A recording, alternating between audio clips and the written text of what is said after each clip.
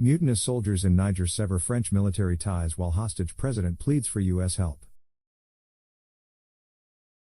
NIAMEY, Niger. Niger's military junta says it is severing military agreements with France, its former colonial ruler, firing some of the previous government's key ambassadors and warning citizens of the West African nation to watch for foreign armies and spies. A regional delegation's efforts at negotiation quickly deadlocked. The junta's announcement on state television late Thursday deepens the post-coup isolation for what had been the United States and allies' last major security partner in the Sahel, the vast region south of the Sahara Desert that various Islamic extremist groups have turned into the global center of terrorism. With 2 days remaining before a deadline set by the West African regional bloc to release and reinstate President Mohamed Bazoum or face possible force, Bazoum in a plea published in a Washington Post opinion piece said, "I write this as a hostage and urge the U.S. and partners to help." Niger's mutinous soldiers face a Sunday deadline set by the regional bloc known as ECOWAS, whose envoys arrived on Thursday for talks.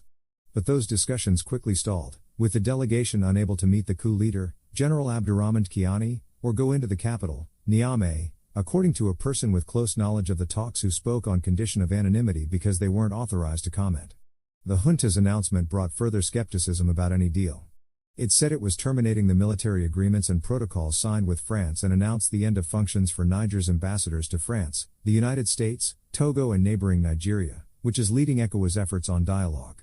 All aggression or attempt at aggression against the state of Niger will see an immediate response and without warning, said a spokesman for the coup leaders, Colonel Major Amadou Abdrahman, with the exception of Mali, Burkina Faso, and Guinea, which have expressed support for the coup.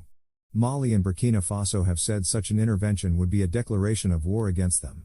France's foreign ministry said Paris only recognizes the legitimate Nigerian authorities, dismissing the move by coup leaders. France reiterated its call for the re-establishment of the democratic institutions of Niger, the ministry said. Bazoum wrote that Niger's security situation had been improving before the coup, in contrast to neighboring Mali and Burkina Faso that are led by military juntas, but said that's now at risk because Niger would lose aid from foreign partners and extremist groups would take advantage of the country's instability. "In our hour of need, I call on the U.S. government and the entire international community to help us restore our constitutional order," he wrote.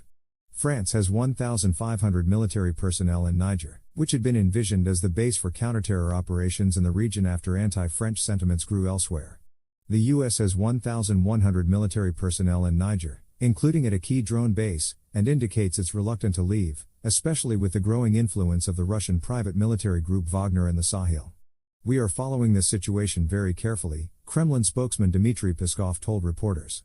"Of course, we are concerned about the tension that is now emerging in the region, and, as before, we stand for the speedy return of this situation to the constitutional track without any damage, without a threat, most importantly, to human lives."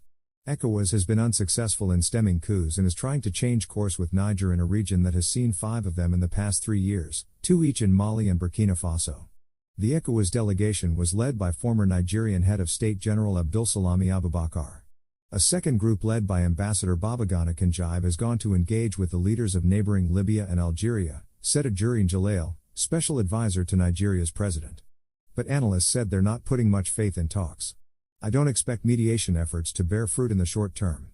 The junta is digging in, seems like uncharted territory," said Alex Thurston, assistant professor of political science at the University of Cincinnati. Niger's roughly 25 million people live in one of the poorest countries in the world, and any cuts in foreign aid could be disastrous. Already, citizens are feeling the effects after ECOWAS suspended all commercial and financial transactions between its member states and Niger and froze Nigerian assets held in regional central banks. The bloc's sanctions include halting energy transactions with Niger, which gets up to 90% of its power from Nigeria, according to the International Renewable Energy Agency. Earlier this week, power transmission from Nigeria to Niger was cut off, an official at one of Nigeria's main electricity companies said, speaking on condition of anonymity because they were not authorized to comment. There have been fears the junta could limit the export of uranium from Niger, which contributes 5% of the global share, according to the Paris-based Organization for Economic Cooperation and Development. Some residents in Niamey said things can hardly get worse. Abdo Naif lives in a makeshift community on the side of a road with some 140 other people, unable to pay rent or find work. "Our suffering is already enough," he said. AP writers Chinedu Asadu in Abuja, Nigeria, Elaine Ganley in Paris and James Heinz contributed.